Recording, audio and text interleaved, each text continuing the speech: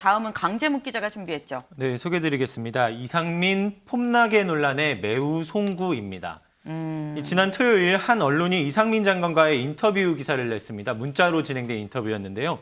이 내용 중으로 난들 폼나게 사표 던지고 이 상황에서 벗어나고 싶지 않겠냐는 발언이 있어서 주말 내내로 시끄러웠습니다. 이 장관 관련해 오늘 예결위 자리에서도 출석해 해명해야 했는데요. 직접 듣고 오시죠. 뭐 폼나게 사표 던지고 이 상황에서 벗어나고 싶지 않겠나 요 발언 하나로 또 논란이 많이 되고 있거든요. 그 표현을 하게 된 것은 기자가 사전에 인터뷰 사실을 알려주지 않아서 기사화될 걸 전혀 인지하지 못한 상태였습니다. 그래서 근황을 묻는 개인적인 안부 문자라고 생각을 하고 정제되지 않은 표현을 했던 것 같습니다. 이번 참사에 무거운 책임감을 느끼고 있다는 표현을 하던 중에 나온 말이었습니다. 사적인 문자라고 하더라도 더욱 신중해야 했다고 생각합니다. 결과적으로 국민 여러분께 매우 송구하게 생각을 합니다. 네, 하지만 해명은 해명이고 다시 한번 사퇴는 하지 않겠다는 입장을 강조하기도 했는데요. 이어서 듣고 오시죠. 지금 국민들의 사퇴 요구가 대단히 높다라는 건 알고 계십니까? 네, 그렇게 생각하고 있습니다. 네. 왜 이렇게 많은 국민들이 끊임없이 이상민 장관을 향해서 사퇴를 요구하고 있는데 왜 그런 것 같습니까? 잘 생각을 해보겠습니다. 그걸 여태까지 생각도 안 해보셨어요? 계속 생각하고 있습니다. 왜 나한테 요구하고 있는지 이걸 좀 진지하게 생각 안 해보셨다는 얘기입니까? 그런 의미는 아닙니다. 단도직으로 묻겠습니다. 아직도 왜 그 자리에 계십니까? 누차 말씀드렸습니다만 제 현재의 자리에서 제가 최선을 다하는 것이 제 책임을 가장 제대로 수행하고 있는 것이라고 판단을 하고 있습니다. 네, 보고 오신 것처럼 거취 논란이 계속해서 이어지고 있는 상황이죠. 근데 오히려 이런 상황에 이 장관에게 새로운 직함이 추가됐습니다. 뭐요? 이 긴급 재난 상황소 보고 상황, 이 구조 시스템 개편 등을 논의할 네. 이 정부 차원의 범정부 재난안전관리체계 개편 TF 단장입니다. TF 단장. 예, 그러니까 거취 논란이 이렇게 계속 있는 상황인데 이 TF 실효성이 있겠냐라는 목소리도 이어서 나오고 있는 중입니다. 네, 지금 이상민 장관 매우 송구스럽다. 하지만 나는 계속해서 일단 이 행안부 장관의 일을 꿋꿋이 수행해 나가겠다가 결국 사퇴하라는 야당의 요구를 받지 않고 있는 셈입니다. 그럼 강재묵 기자, 야당은 여기에 뭐라고 합니까? 비난하겠죠. 네. 이재명 대표 용서할 수 없는 망언이라고 표현하며 즉각 파면 요구했었는데요. 직접 듣고 오시죠. 이상민 장관의 폼나게 발언은 듣기 민망한 정도를 넘어서서 우리 국민들로서는 도저히 용서할 수 없는 망언입니다. 그 수많은 사람들이 목숨을 잃은 그 현장 앞에서 그런 표현을 할 수 있다는 게 참으로 놀랍습니다. 즉각 파면하는 것이 타당합니다. 네, 원내대표 역시도 입장 냈습니다. 박홍근 원내대표, 이 장관을 참사 책임자라 표현했는데요. 네. 윤 대통령이 계속해서 두둔한다면 달리 방법을 강구하겠다는 뜻 밝히기도 했습니다. 김준일 대표님. 예. 지금 박홍근 원내대표가 한 얘기, 책임을 묻기 위한 방안을 적극 강구하겠다. 장관 탄핵하겠다는 얘기인 걸까요?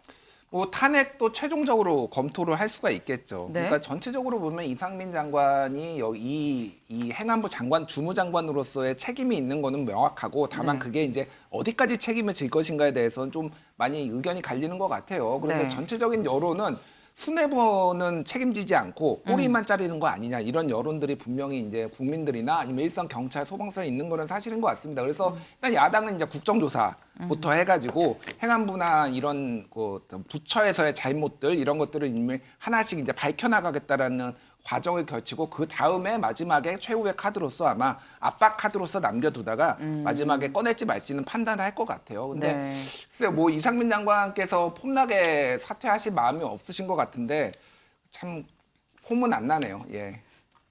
네, 사실 저희가 장관 탄핵을 좀 민주당이 생각하는 게 아닐까라는 좀 얘기까지 해봤었는데 이건 사실 가능성의 측면인 겁니다. 아까 뭐 마지막 카드다라고 말씀을 주셨는데 국정조사 카드는 이미 꺼내 들었습니다. 이 국정조사 요구서 이미 국회 본회의에 보고까지 이루어진 그런 상황인데 이수아 기자. 네. 지금 민주당 서명 운동하고 있죠. 몇 명이나 서명했습니까? 지금 오늘 오전 8시 기준으로 약 네. 25명 정도가 참여했다라고 당에서는 25명? 25만 명입니다. 네. 죄송합니다. 네, 25만 명 정도가 서명 운동에 참여했다라고 당은 집계하고 있고요. 네. 이 숫자가 오프라인은 전부 합산하지 않은 숫자로 알려지고 있습니다. 좀 더 많은 숫자가 사실상 서명 운동에 참여한 것으로 전해지고 있고요. 네. 이 민주당 말씀하신 것처럼 대국민 서명 운동 계속해서 진행 중이고요. 네. 오프라인은 그제의 경우에는 용산역 앞에서 서울시당이 진행을 했는데 계속해서 다른 지역으로 또 확대해 나갈 거고요. 이 온라인은 민주당 홈페이지를 통해서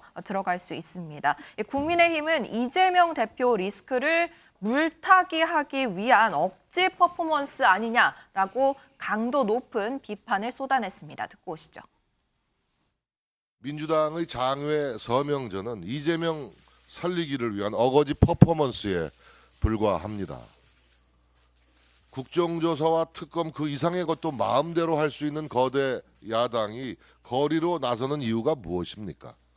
기가 막힌 일입니다. 민주당의 역대 큰 지도자들 가운데 감옥에 안 가겠다고 당 전체를 자신과 꽁꽁 묶어서 버틴 사람이 누가 있었습니까? 이재명과 함께 자멸할 것이냐, 국민 정당의 길을 갈 것이냐, 이제 민주당이 양자택일해야 합니다.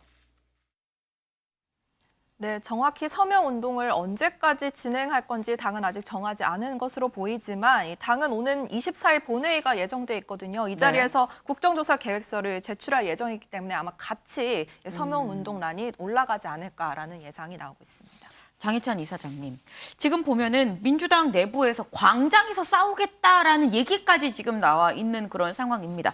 근데 그렇다고 한다면 이 국정조사 서명 운동이 점점 커지고 광장, 장외로 계속 나아가고 있는 상황에서 윤석열 대통령 퇴진 촛불 집회도 사실 있거든요. 현재 지금 진행이 되고 있거든요. 같이 맞물려서 하나가 되는 거 아닐까라는 생각도 드는데. 그런 기미가 이미 보이고 있죠. 김용민 의원 같은 경우는 네. 민주당 국회의원 한 20명과 함께 기자회견하면서 네. 국정조사 수용하지 않으면 대통령 퇴진 운동하겠다고 공개적으로 밝히지 않았습니까?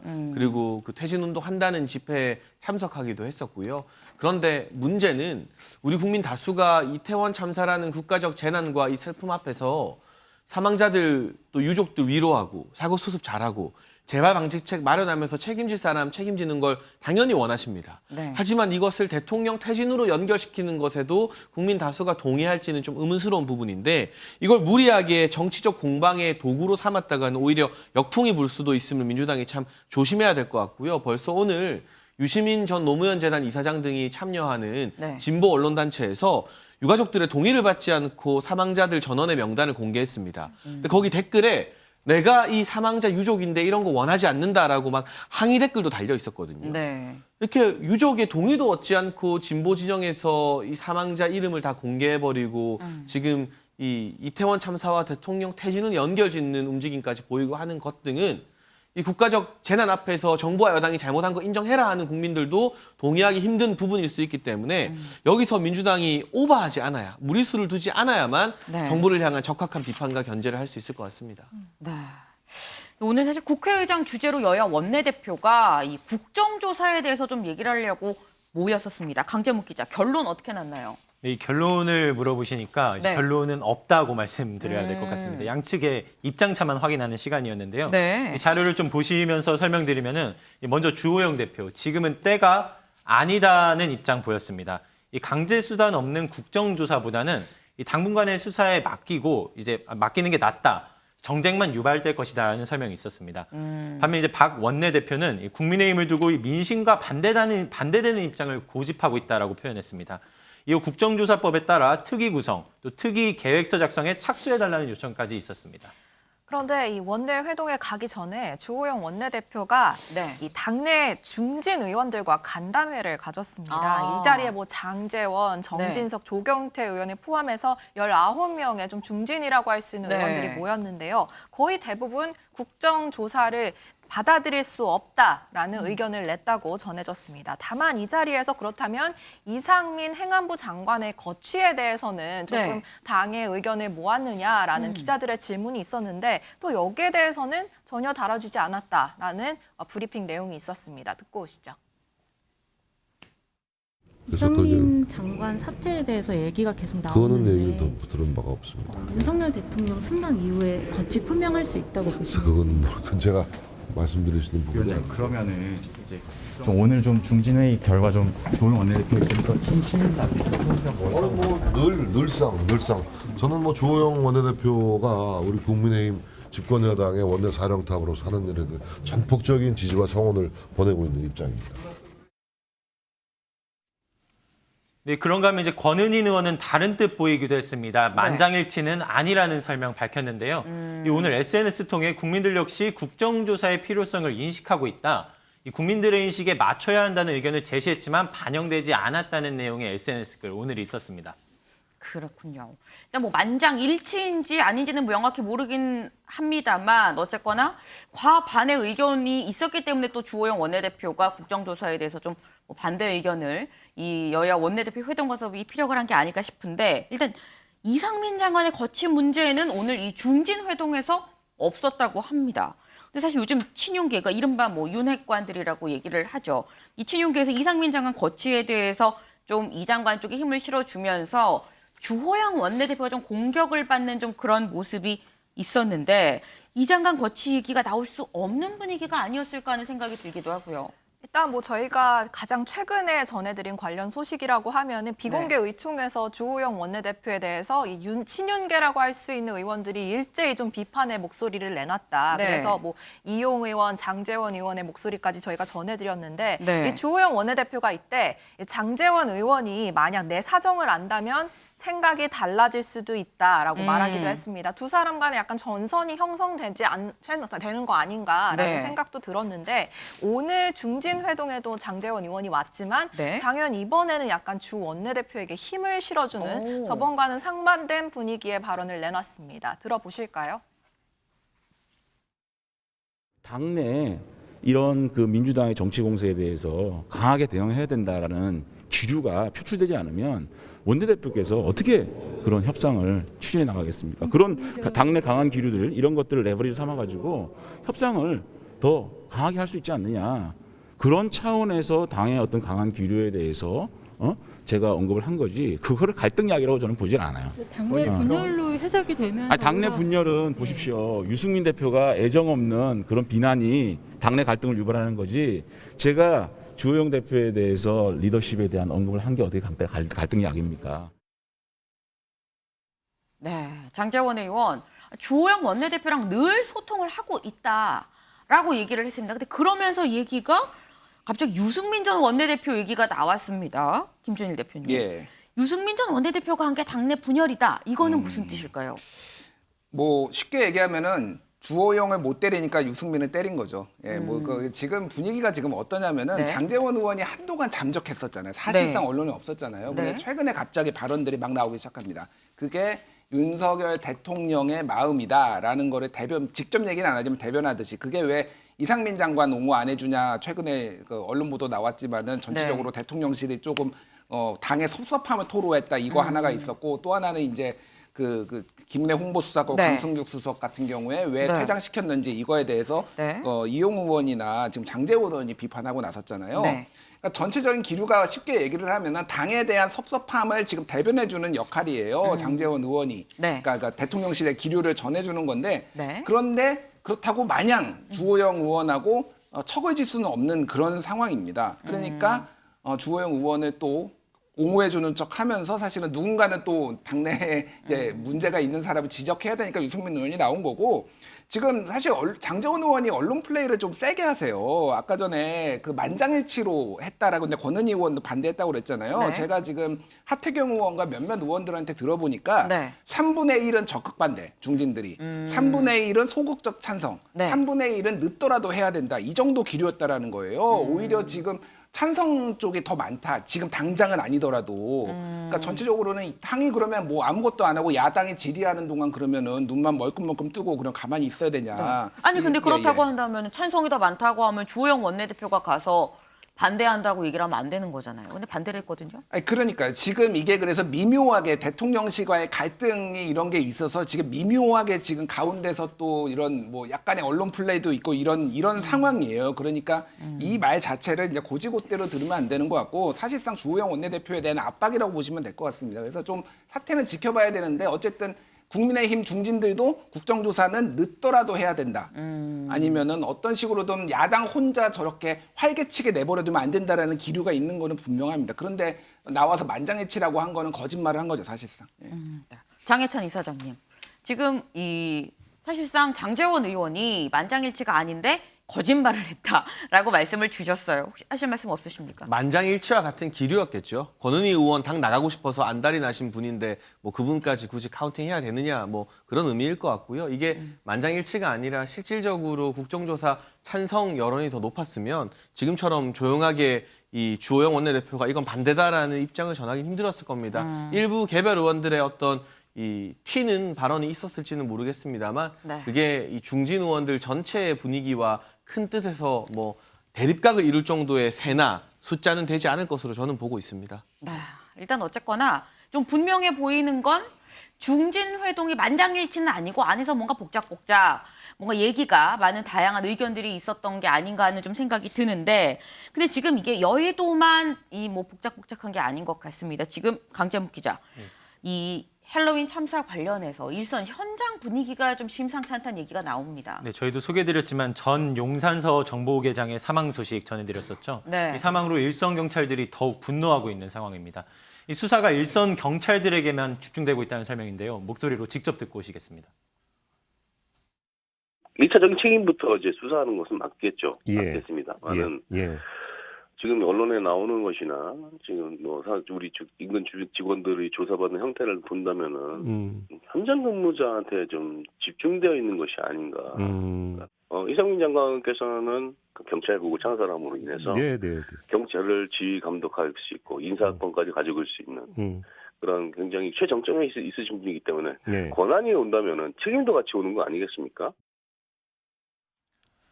이 불만은 곳곳에서 확인되는 중입니다. 이 김광호 서울청장이 이 전 정보계장의 빈소를 찾은 것으로 확인되는데 이 찾아갔을 때도 유족들의 항의가 있었던 것으로 파악되고 있습니다. 그리고 또 경찰관분들이 이용하는 그 내부망으로도 이제 불만 계속 이어지고 있는데 불만의 목소리가 계속해서 더해지고 있는데 이 대체로 경찰관이 책임을 져야 한다면 이 경찰을 책임지는 행안부 장관은 자유롭냐? 행안부 장관도 책임으로부터 자유롭지 못하다는 의견들 이어지고 있습니다. 네, 경찰뿐 아니라 소방 공무원들도 크게 반발하고 있는데요. 특히 소방 노조는 오늘 이상민 장관에 대한 고소장까지 제출했습니다. 역시 영상으로 만나보시죠.